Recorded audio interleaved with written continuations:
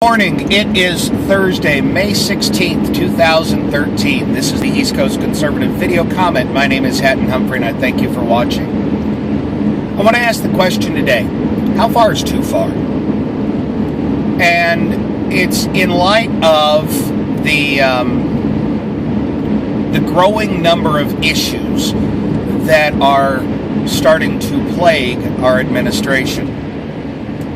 We have Benghazi, which finally, after a very long time in terms of response, is getting some media coverage. The AP, not tapping, but phone records scandal, in which the media is finally going, wait a minute, you went where? And the IRS story, which seems to be getting continually larger, because first we have the targeting of the conservative groups. There's news now that the IRS is being sued for confiscating some medical records for some 10 million citizens without warrant, without subpoena. And though I do want to start with, as we do on our podcast, a very funny story. And this came across on NPR this morning. Apparently in Saudi Arabia, the Saudi clerics are kind of upset about Twitter because someone tweeted video and tweeted about human rights activists and how they were being treated in the courts. And all of a sudden, the Saudi religious organization has responded quite harshly. As a matter of fact, one Saudi cleric is quoted as saying, anyone that uses social media will lose the afterlife. Wow. That's going a bit too far.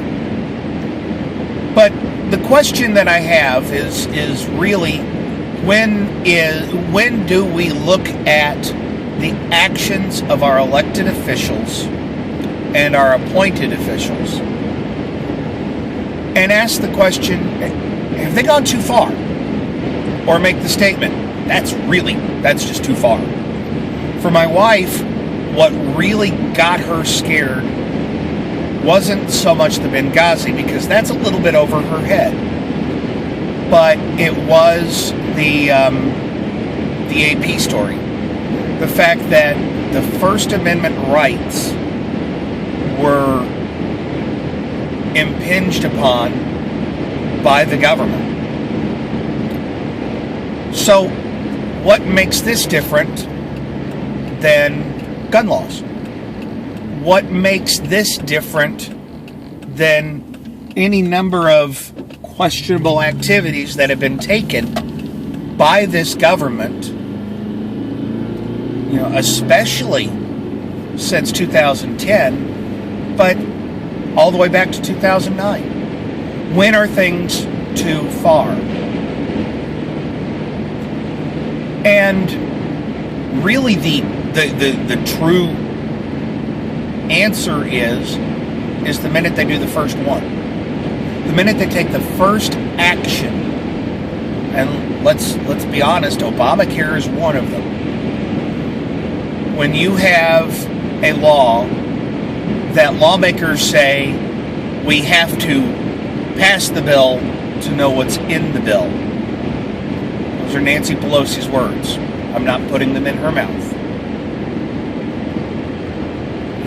When you have people talking about the confiscation of weapons, that's a scary one as well. And really, there's a disconnect, I think, in this question of when are things truly taken too far? When does it go too far? And that disconnect lies in it truly lies in the difference between what is reported and what is being done.